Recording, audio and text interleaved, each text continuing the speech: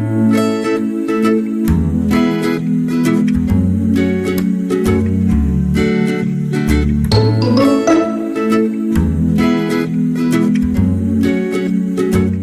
Friends, एक बार फिर से हम लोग आपके सामने मोल कंसेप्ट के क्लास 11 के स्टूडेंट्स के लिए मोल कंसेप्ट के वीडियो लेक्चर्स दोस्तों लेके आए हैं। दोस्तों, जैसा मैं बार बार कहता हूं, मोल कंसेप्ट चैप्टर क्लास 11 के स्टूडेंट्स को काफी दोस्तों डराता है, बट आपको अब डरने की जरूरत नहीं है। हम आपके लिए पूरी की पूरी दोस्तों वीडियो लेक्चर सीरीज लेके आए हैं। दोस्तों देखिए, अब तक हम लोगों ने यहाँ पर नंबर ऑफ मोल्स कैसे कैलकुलेट करें, एएमयू क्या होता है और लिमिटिंग रीजन का कंसेप्ट, रिएक्शन बेस्ड कैलकुलेशन में लिमिटिंग रीजन का कंसेप्ट कैसे अप्लाई करते हैं, इसको हमने देखा है। अब दोस्तों हम लोग इस कड़ी में आगे बढ़ते हैं और अब अगला कंसेप्ट हम लोग यहाँ पे जानते हैं, that is the case of दोस्तों our yield of reaction. What is yield of reaction?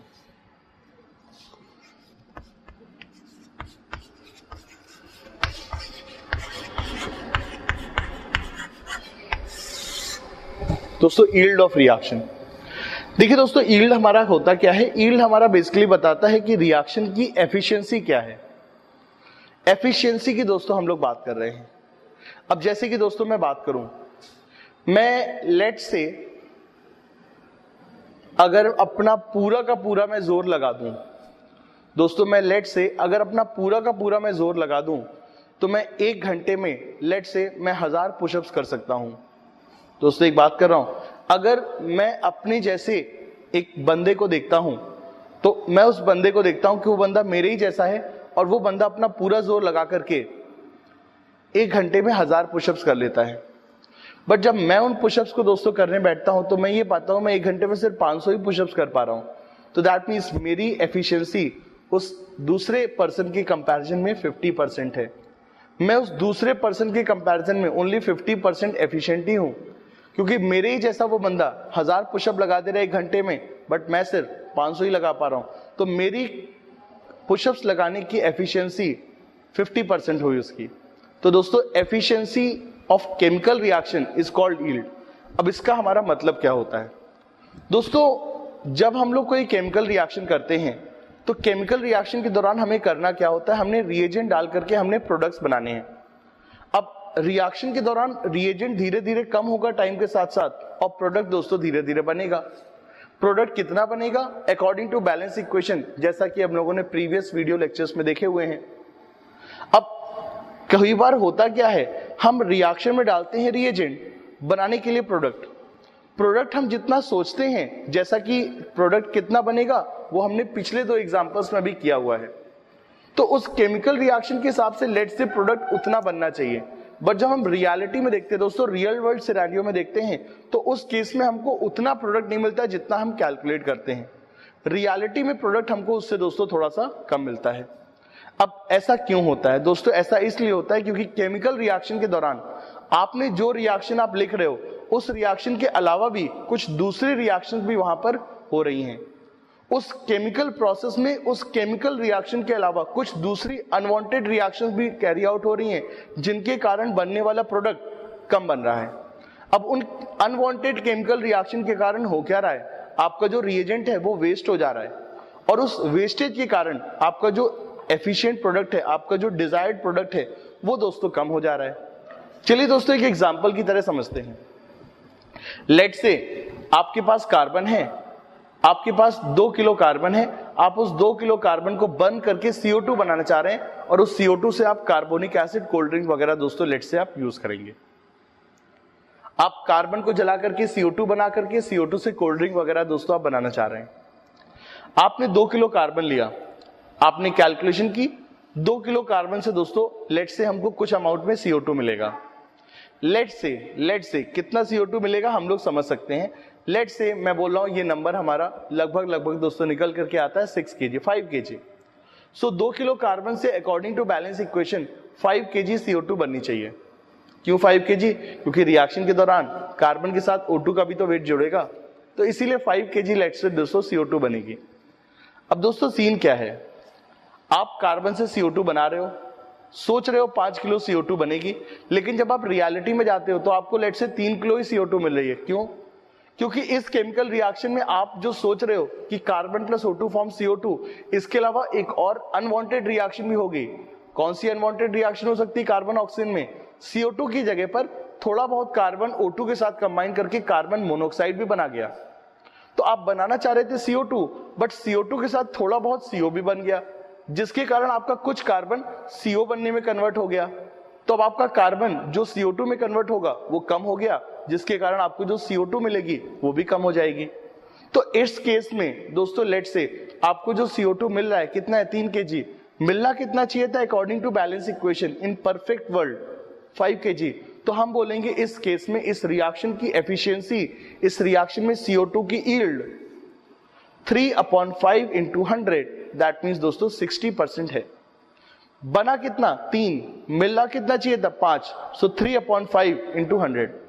Numerator में क्या रखा, रियल प्रोडक्ट, डिनोमिनेटर में क्या रखा, थ्योरेटिकल प्रोडक्ट, इनटू 100 किया, आ गया yield. So that is the दोस्तों केस ऑफ यील्ड। चलिए दोस्तों आइए इसको हम लोग एक एग्जांपल के थ्रू देखते हैं। दोस्तों लेट से हमारे पास एक केमिकल रिएक्शन है, 2A + 3A forming 3B, 2A + 3B forming late से 10C। इस रिएक्शन में अगर मैंने दोस्तों A के लेट से 10 मोल लिए हैं और मैंने दोस्तों लेट से B के 15 मोल लिए हुए हैं, ये चलिए एक काम करते हैं, लिमिटिंग रीजन का भी कंसेप्ट यहां पे ऐड करना है। तो 18 मोल्स मैंने B के लिए हुए हैं, और इस रिएक्शन को जब मैंने किया तो moles of C obtained,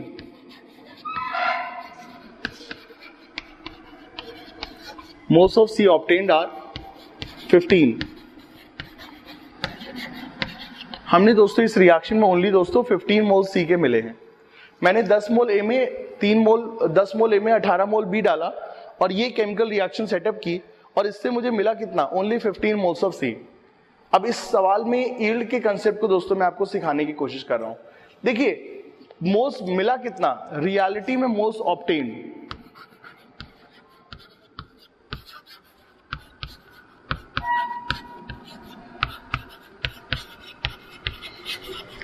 moles obtained in reality कितने हैं दोस्तों, 15 मोल्स। लेकिन मोल बनने कितने चाहिए थे, आइए कैलकुलेट करते हैं। बहुत सिंपल सा है, अब तो हमारी कैलकुलेशन तेज हो जानी चाहिए। मैं आप लोगों से चाहता हूं आप लोग वीडियो पॉज करके पिछले सवाल की तरह से ही इस सवाल को करें।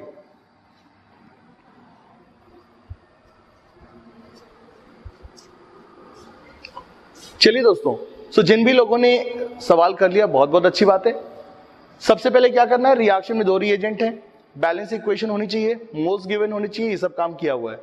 रिएक्शन में एक से ज्यादा रिएजेंट तो LR चेक करिए। LR के लिए mole upon SC, mole upon SC, mole upon SC यहां किया कितना आया 5, मोल अपॉन SC यहां किया कितना आया 6 आया, यहां 5 आया, यहां 6 आया। कौन LR है हमारा दोस्तों, LR है हमारा A is our limiting reagent. अब अगर A लिमिटिंग रिएजेंट है तो रिएक्शन में A पहले खत्म होगा, उसके खत्म होते रिएक्शन खत्म होगी और हमारा प्रोडक्ट बनेगा। प्रोडक्ट का बनना, फर्दर बनना रुक जाएगा। चलिए दोस्तों करते हैं हम लोग काम यहां पर। A और LR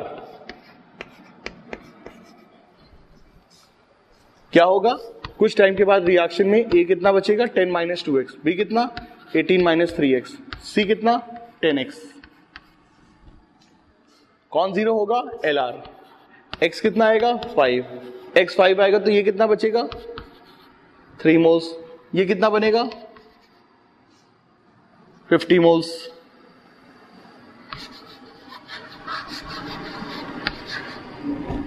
सो इसके हिसाब से, इस कैलकुलेशन के हिसाब से इस रिएक्शन में C के 50 मोल बनने चाहिए थे। रिएक्शन में C के 50 मोल बनने चाहिए थे according to this balance equation. Reaction में C के 50 मोल बनने चाहिए थे। A पूरा 0 हो जाएगा और B के 3 मोल बच जाएंगे because B is in excess. A is our LR, तो A पूरी तरह खत्म हो जाएगा, उसके खत्म होते रिएक्शन भी रुक जाएगी। भले ही B मौजूद है बट अब B और प्रोडक्ट नहीं बना पाएगा, तो A के खत्म होते रिएक्शन रुक गई और C का भी बनना बंद हो गया। और कितना C बना 50, बट ये C तो बनना चाहिए था। That is the theoretically we are calculating, हमारे कैलकुलेशन के हिसाब से C के 50 मोल्स शुड फॉर्म। हमारे कैलकुलेशन के हिसाब से दोस्तों C के 50 moles should form, but in reality how many moles of C are forming, only 15 moles. Why 15 moles ही बन रहे हैं, क्योंकि रिएक्शन में इस गिवन रिएक्शन के अलावा कुछ और अनवांटेड रिएक्शंस भी हो रही होंगी, जिसके कारण A और B थोड़ा बहुत कंज्यूम हो गया होगा और जिसके कारण A और B ने C कम बनाया होगा। तो अब इस रिएक्शन की मैं यील्ड कैलकुलेट करना चाहता हूं। दोस्तों यील्ड का फॉर्मूला होता है, परसेंटेज यील्ड का फॉर्मूला होता है मोल्स ऑफ प्रोडक्ट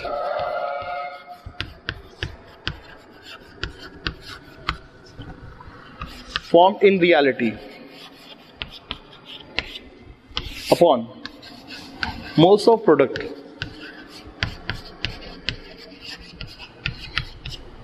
theoretically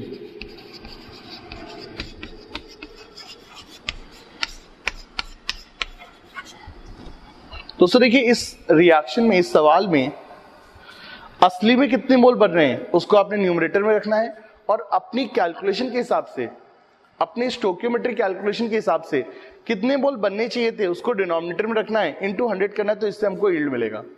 तो इस सवाल में यील्ड हमारा आ जाएगा, मोल बन कितने रहे हैं 15, बनने कितने चाहिए थे 50, यील्ड आ जाएगी हमारी 30%। तो दिस रिएक्शन इज 30% एफिशिएंट। जितना बनना चाहिए था उसका सिर्फ 30% ही हमारा बन रहा है। अब दोस्तों यहां पे एक बहुत इंपॉर्टेंट लर्निंग को हम लोग समझते हैं।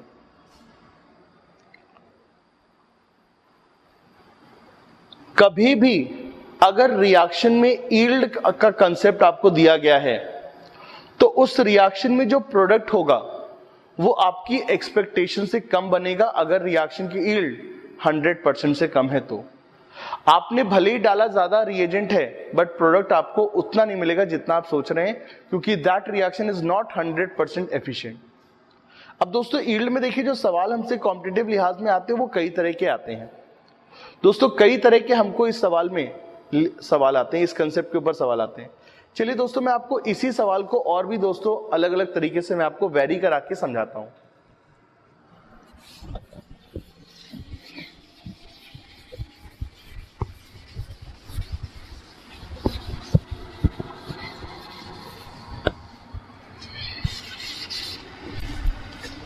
दोस्तों लेट्स से हमको यहां पर मैं इसी सवाल से यील्ड का पूरा कंसेप्ट आपको दोस्तों क्लियर कराऊंगा। दोस्तों लेट्स से मैंने यहां पर ए के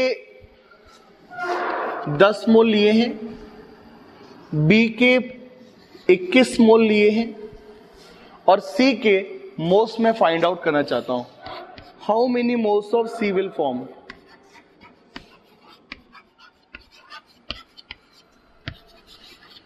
C will form if yield of this reaction is 70%। if इस रिएक्शन की दोस्तों यील्ड हमारी 70% है। चलिए दोस्तों कैलकुलेशन करते हैं। पहले तो दोस्तों हम लोग ये निकालते हैं कितने मोल्स बनने चाहिए थे। देखिए हम आपसे पूछ क्या रहे हैं, how many moles of C will form reality में। हम आपसे रियलिटी में कितने मोल बनेंगे। अगर रियलिटी में कितने मोल बनेंगे, जितने मोल थ्योरेटिकली बनने चाहिए उसका 70%। चलिए पहले तो निकालते हैं इस रिएक्शन में कितने मोल बनने चाहिए according to this balance equation. कैसे करेंगे, बैलेंस इक्वेशन है, रिएक्शन में रिएजेंट के मोल्स दिए हुए हैं। रिएक्शन में जब भी एक से ज्यादा रिएजेंट होंगे क्या चेक करेंगे, एलआर चेक करिए दोस्तों तुरंत ओरली। ये आया 5, ये आया 7, which one is LR, A is our LR. A हमारा यहाँ पे एलआर है तो उसके हिसाब से हम लोग को कैलकुलेशन करनी है। 10 minus 2x, 21 minus 3x और ये 10x। 10 minus 2x, 21 minus 3x, ये 10x। कौन जीरो हो जाएगा, लिमिटिंग रिएजेंट जीरो हो जाएगा। सो x बराबर 5। x अगर 5 होगा तो ये कितने मोल बचेंगे 6 मोल, और x अगर 5 होगा तो ये कितने मोल बनेंगे 50 मोल।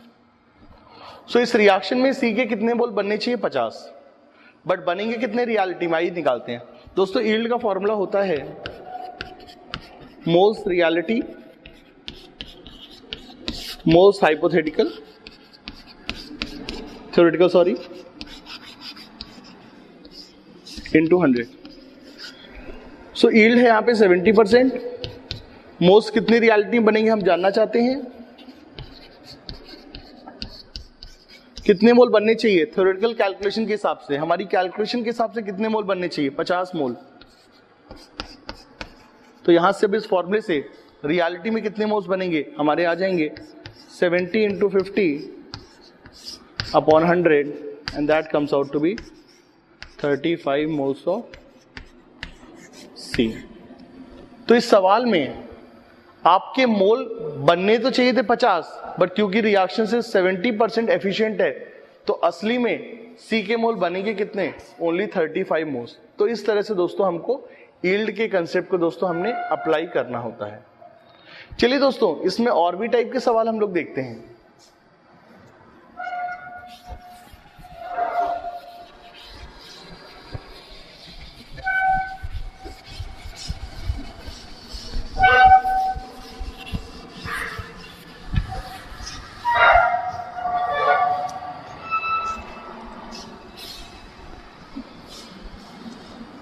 देखिए दोस्तों, यहां पे हम लोग और भी कंसेप्ट को देख सकते हैं।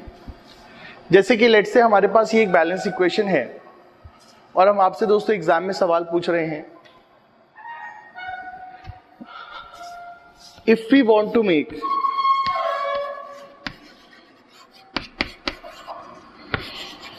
if we want to make 100 moles of C and yield of reaction is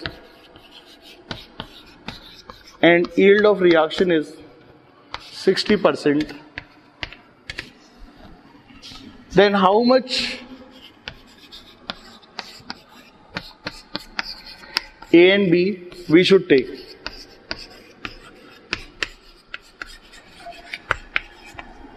दोस्तों सवाल आपको दिया गया है, आपके पास एक केमिकल रिएक्शन है, उस केमिकल रिएक्शन में हम आपसे पूछ रहे हैं कि कितने मोल ए और बी के हम लोग लें जिससे कि मैं सी के इतने मोल बना पाऊं। यहां पर आपको यह भी दिया गया है कि रिएक्शन की यील्ड 60% है। तो ये दोस्तों एक बहुत इंटरेस्टिंग सवाल हो जाता है। देखिए आपको करना क्या होता है, स्टोइकियोमेट्रिक कैलकुलेशन के सवालों में अगर कभी भी रिएक्शन में एक से ज्यादा रिएजेंट तो पहले एलआर चेक करिए। अगर सवाल में यील्ड का कंसेप्ट नहीं यूज हो रहा है तो यील्ड के बारे में आप मान सकते हैं यील्ड इज 100%, जितना आप सोचेंगे उतना ही प्रोडक्ट बनेगा। बट अगर सवाल में यील्ड का कंसेप्ट दिया गया है, यील्ड का जिक्र हो रहा है, तो वहां पे हो क्या रहा है, आप जितना सोचेंगे प्रोडक्ट उससे कम बनेगा क्योंकि रिएक्शन 100% एफिशिएंट नहीं है। अब दोस्तों चलिए मैं जैसे आपको मैं एक बात बताता हूं, एक एग्जांपल मैं आपको देता हूं। लेट्स से मेरे पास दोस्तों एक लेबर है, एक बढ़ई है, एक कारपेंटर है दोस्तों मेरे पास। मैं उस कारपेंटर से एक बेड दोस्तों बनवाना चाहता हूं। मुझे पता है वो कारपेंटर जब अपने फुल फ्लो में काम करता है तो वो 4 दिन में दोस्तों एक बेड तैयार कर लेता है। एक कारपेंटर 4 दिन में दोस्तों बेड बना लेता है। बट मेरे को पता चला है ये कारपेंटर थोड़ा सा मक्कारी करता है, थोड़ा सा दोस्तों बेईमानी करता है, और जब ये दूसरों के यहाँ काम करने जाता है तो पूरा फुल फ्लो में काम नहीं करता बल्कि थोड़ा आलस के साथ काम करता है। और वहां पे जाकर के इसकी एफिशिएंसी 75% ही हो जाती है। मतलब कि जितना इस स्पीड से काम कर सकता है ये उसकी 75% स्पीड से ही काम करता है। तो अब दोस्तों यहां पे जरा फंडा समझिए, कारपेंटर अगर अपने फुल फ्लो में काम करेगा तो कितना काम करेगा, 4 दिन में एक बेड बना लेगा। कारपेंटर हमारा लेट से दोस्तों 4 दिन में एक बेड तैयार कर लेता है। लेकिन मुझे ये पता है कि ये जो कारपेंटर है जब ये दूसरों के यहां काम करने जाता है तो सिर्फ अपनी 75% स्पीड में ही काम करता है। तो ऐसे केस में मुझे इस कारपेंटर को कितने दिन के लिए देना चाहिए कि जिसमें ये अपनी इस स्पीड से ही बेड बना पाएगा। तो दोस्तों देखिए काम कैसे होगा, यहां पर दोस्तों देखिए काम कैसे होगा। हमारे पास टोटल वर्क कितना है, हमारे पास दोस्तों टोटल वर्क कितना है। कारपेंटर लेट से एक दिन में अगर अपनी फुल स्पीड से x काम करता है तो कारपेंटर दोस्तों लेट से टोटल 4 दिन में 4x काम करता है और इसमें ये अपना बेड बना लेता है। कारपेंटर दोस्तों x स्पीड से काम करता है, एक दिन में x काम करता है तो 4 दिन में 4x काम करता है और ये 4x काम से बेड बन जाता है। अब जब यही कारपेंटर जब दूसरों के यहाँ काम करने जाता है तो थोड़ा मक्कारी करता है, तब ये एक दिन में x काम नहीं करता है, तब ये कितना काम करता है एक दिन में, x का सिर्फ 75%। तब एक दिन में इसके काम करने की स्पीड कितनी हो जाती है, 75% ऑफ नॉर्मली जो इसकी एक दिन की काम होती है इससे।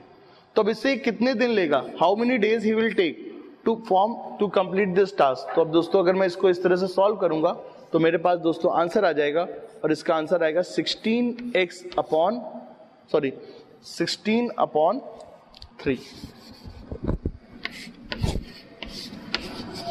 दैट मीन्स ये जो कारपेंटर है हमारा 16/3 डेज लेगा। ये कारपेंटर दोस्तों हमारा 16/3 डेज लेगा अपने इस बेड बनाने के काम को पूरा करने के लिए। ये 16/3 आता कितना है? 5.33 के आसपास। अब देखिए बड़ा इंटरेस्टिंग केस हो रहा है दोस्तों, बहुत ही इंटरेस्टिंग केस हो रहा है, बहुत मजा आ रहा है। कितना दिन हमको उसको देना होगा? 5.33 डेज। वाई 5.33 डेज हमको देना पड़ रहा है? ऑल्दो काम तो सिर्फ 4 ही दिन का था, क्योंकि मुझे पता है ये कारपेंटर थोड़ा सा लेजी है। ये दूसरों के यहाँ काम करने जाता है तो अपनी फुल स्पीड से नहीं काम करता है, फुल स्पीड से नहीं काम करता है, तो मुझे इसको जो टाइम देना होगा वो थोड़ा ज्यादा देना होगा। उतना ही काम निकलवाने के लिए आपने इसको ज्यादा टाइम देना होगा, आपने ज्यादा इसको पैसा देना होगा, तब जाकर के, क्योंकि ज्यादा दिन काम कराओगे तो ज्यादा पैसा देना पड़ेगा, तब जाकर के ये काम करेगा।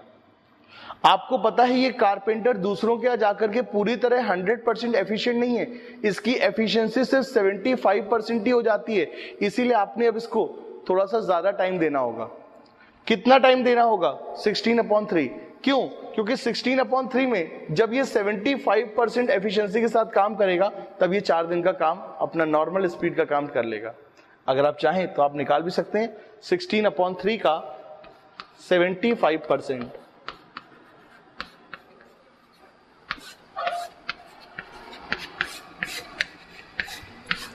वही दोस्तों 4 दिन का काम। तो क्योंकि एफिशिएंसी हो गई कम, 100 से कम, तो इसीलिए दिन बढ़ गए ज्यादा। अगर एफिशिएंसी 100 ही रहती तो दिन लगते 4, बट क्योंकि एफिशिएंसी हो गई कम तो अब आपको टाइम देना पड़ेगा ज्यादा। दोस्तों ऐसे ही लेट से अगर आप एग्जाम में आप जा रहे हैं, आप दोस्तों एग्जाम में जा रहे हैं, आपको पता है कि किसी एग्जाम में अगर आप 8 घंटे पढ़ के जाएंगे तो आप 80% मार्क्स आप स्कोर कर लेंगे। बट दोस्तों लेट से किसी दिन आप बीमार पड़ गए, तो अब आप उतना मन लगा के पढ़ नहीं पा रहे हैं, तो अब ऐसे में हो क्या रहा है? आपने ये जाना कि अब आपकी एफिशिएंसी सिर्फ 50% हो गई है और आप 80% मार्क्स लाना चाहते हैं। तो मैंने आपको क्या बताया? 8 घंटा पढ़ के आप 80% मार्क्स ले आते हैं, तो अब आप कितने घंटे पढ़ाई करेंगे? अब आप 8 घंटे तो पढ़ के जाएंगे नहीं, क्योंकि आप पढ़ेंगे 8 घंटा बट पूरी फुल एफिशिएंसी के साथ नहीं पढ़ेंगे। उसमें आप कितने ही पढ़ेंगे? सिर्फ 4 घंटे ही पढ़ पाएंगे, बाकी 4 घंटे तो आप छींकते रहेंगे, बीमार हैं आप। तो तब आपने पढ़ाई कितनी की? 8 घंटे, बट इफेक्टिवली कितनी पढ़ाई की? 4 घंटे। तो उसमें परसेंटेज कितने आएंगे? 40%। तो बट आप चाहते 80%, तो आप क्या करेंगे? तो आप दोस्तों थोड़ा ज्यादा पढ़ेंगे, आप 16 घंटे पढ़ाई करेंगे, क्योंकि 16 घंटे पढ़ाई करेंगे तो आधे टाइम आप छींकेंगे क्योंकि आप बीमार हैं, और आधे टाइम मतलब 16 का आधा मतलब 8 घंटे पढ़ाई करेंगे और 8 घंटे में आपके 80% मार्क्स आ जाएंगे। तो दोस्तों कंसेप्ट समझिएगा, जब भी एफिशिएंसी हमारी कम होती है तो हमको चीजें ज्यादा डालनी पड़ती हैं। एफिशिएंसी कम होगी तो उसी काम को करने के लिए ज्यादा आपको चीजें यूज करनी पड़ती हैं। हमने लेबर को ज्यादा टाइम दिया, हमने एग्जाम के लिए ज्यादा पढ़ाई की क्योंकि हमारी एफिशिएंसी कम हो गई। दोस्तों कुछ यही काम यहां पर होगा। इस केस में मैं सी के 100 मोल्स बनाना चाहता हूं, बट उसके लिए जितना ए और बी लगना चाहिए मैं उसका ज्यादा ए और बी यूज करूंगा। क्यों? क्योंकि मेरी एफिशिएंसी 60% है, तो मैं थोड़ा ज्यादा ए और बी दोस्तों डाल करके चलूंगा फॉर सेफर साइड के लिए। तो अब ऐसे सवालों में हम लोग कैसे प्रोसीड करेंगे, ये मैंने आपको एक आइडिया दिया कि आपको ए और बी थोड़ा ज्यादा लेना पड़ेगा बिकॉज एफिशिएंसी इज नॉट 100%। तो यहां पे दोस्तों कंसेप्ट क्या होता है? दोस्तों कंसेप्ट यहां पर ये होता है, you have to take initial amount of reagent according to theoretical moles. You have to take initial moles of reagent according to theoretical moles, not on the basis of real moles. इस सवाल में आपको real moles कितने हैं? 100, but आपको calculate कितने होंगे? How many moles of C you want to make theoretically. जब आप थ्योरेटिकली इतना मोल सी सोचेंगे तो रियलिटी में आपको इतना मिलेगा। तो जो थ्योरेटिकल मोल सी के हैं उनके हिसाब से you have to take amount of reagent. क्या करना है बताता हूं मैं इस सवाल में।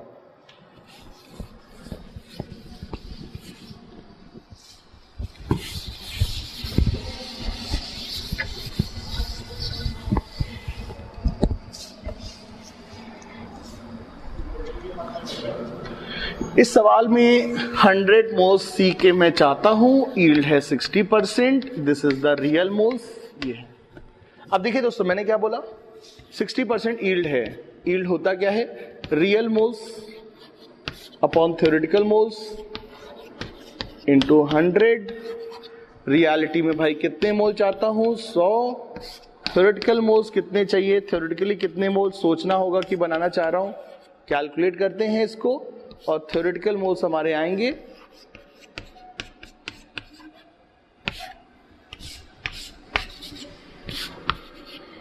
500/3। थ्योरेटिकल मोल्स आएंगे 500/3। So we have to assume, we have to imagine दोस्तों कि we have to make 166.6 moles. We have to imagine like we have to make 166 moles.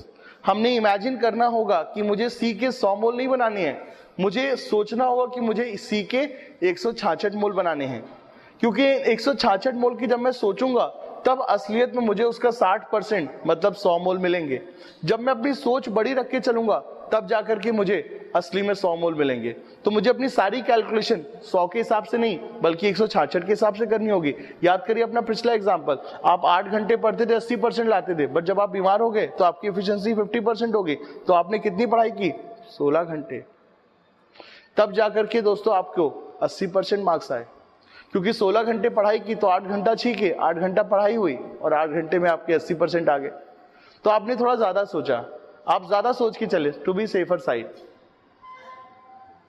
तो यहां पर भी हम 100 मोल के हिसाब से कैलकुलेशन नहीं करेंगे बल्कि 166 मोल के हिसाब से कैलकुलेशन करेंगे। हम थोड़ा ज्यादा के हिसाब से प्रिपरेशन करेंगे, इससे हमको यील्ड कम होने के कारण भी हमको सी के 100 मोल मिलेंगे। तो अब आइए चलिए दोस्तों, हम लोग यहां पर अब सी के 100 मोल बनाने की तैयारी करते हैं। बनाने हैं सी के 100 मोल, लेकिन असली में हमको तैयारी करनी होगी 166 मोल की। तो अगर मुझे सी के 166 मोल बनाने हैं तो कितना ए और बी लेना होगा, आइए सोचते हैं। लेट से मुझे दोस्तों ए के मोल चाहिए x, लेट से मुझे बी के मोल चाहिए y, और सी के 166 मोल बनाने हैं। जैसे जैसे रिएक्शन आगे बढ़ेगी इसके इतने मोल कम होंगे, लेट से इट इज 2p, बी के इतने मोल कम होंगे और सी के इतने मोल बनेंगे। Now 10p, how many moles of C we want to make, 500/3। So p कितना हो जाएगा दोस्तों हमारा, 50/3। अब अगर p 50/3 है तो y, suppose I am imagining that reaction में जो a है पूरा खत्म हो जाएगा, b भी पूरा खत्म हो जाएगा, तो ऐसे में x हमारा आ जाएगा 2p और y हमारा आ जाएगा 3p, and these values are becoming 100/3, 150/3, and these values are becoming 100/3 and 150/3. So that means we have to make 100/3 moles of x and 150/3 moles of y. जब हम इतना 100/3 moles of a and 150/3 moles of b, जब मैं इतना a और b डाल के चलूंगा तो रिएक्शन कुछ इस तरह से होगी कि रिएक्शन में हमको टोटल 166 मोल्स बनने होंगे सी के, बट क्योंकि यील्ड 60% है तो असलियत में बन जाएंगे 100 मोल। तो इस तरह से दोस्तों हमको यहाँ पे कैलकुलेशन करनी होगी। सो जब आपको दोस्तों रिएजेंट की कैलकुलेशन करनी है तो वहां पे एक गोल्डन रूल याद रखिए, रिएजेंट कितना डालना होगा। अगर यील्ड का कंसेप्ट है तो रिएजेंट की कैलकुलेशन हमेशा रियल मोल्स ऑफ प्रोडक्ट से नहीं करनी बल्कि थ्योरेटिकल मोल्स ऑफ प्रोडक्ट से करनी है। इससे हमेशा दोस्तों हमारा सही आंसर आएगा। पहली बार में अगर ये चीज नहीं क्लियर होती है, वीडियो को एक बार फिर से देखना और सोचना कि अगर आपकी एफिशिएंसी कम है तो किसी काम को करने के लिए आप उतना ही काम करोगे जितना पहले कर रहे थे, उससे ज्यादा करोगे, सर्टेनली आप ज्यादा काम करोगे। तो यहां पर भी आप जो ए और बी डाल रहे हो वो थोड़ा ज्यादा डाल रहे हो। क्यों ज्यादा डाल रहे हो? क्योंकि आप इतना ए और बी डाल रहे हो जिससे सी कितना बनेगा 166, बट आपको बनाना कितना था 100। क्यों आपने 166 की तैयारी की? क्योंकि यील्ड हमारी 100% नहीं है, वो सिर्फ दोस्तों 60% ही है, तो इसीलिए आपने ए और बी को ज्यादा डाला। इतना ए और बी डालोगे तो सी बनेगा 166, बनना चाहिए अगर रिएक्शन परफेक्ट है। बट चूंकि यील्ड 60% है तो 166 की बजाय कितना बनेगा, 100। आपका काम हो गया। तो ये दोस्तों यहां पर चीजें हैं। तो इन शॉर्ट अगर मैं स्टोइकियोमेट्रिक कैलकुलेशन के सवालों की बात करूं तो ये बहुत ही खूबसूरत सवाल होते हैं। इनमें आपको 2-3 चीजों का ध्यान देना है। सबसे पहले लिखिए बैलेंस इक्वेशन। रिएक्शन में एक से ज्यादा रिएजेंट है तो लगाइए दोस्तों लिमिटिंग रिएजेंट का कंसेप्ट। कैसे कैलकुलेशन करनी बताई हुई है, उस हिसाब से प्रोडक्ट बनाइए। और अगर रिएक्शन की में यील्ड का कंसेप्ट है तो प्रोडक्ट कितना बनेगा वो इस यील्ड वाले फॉर्मूले से आएगा।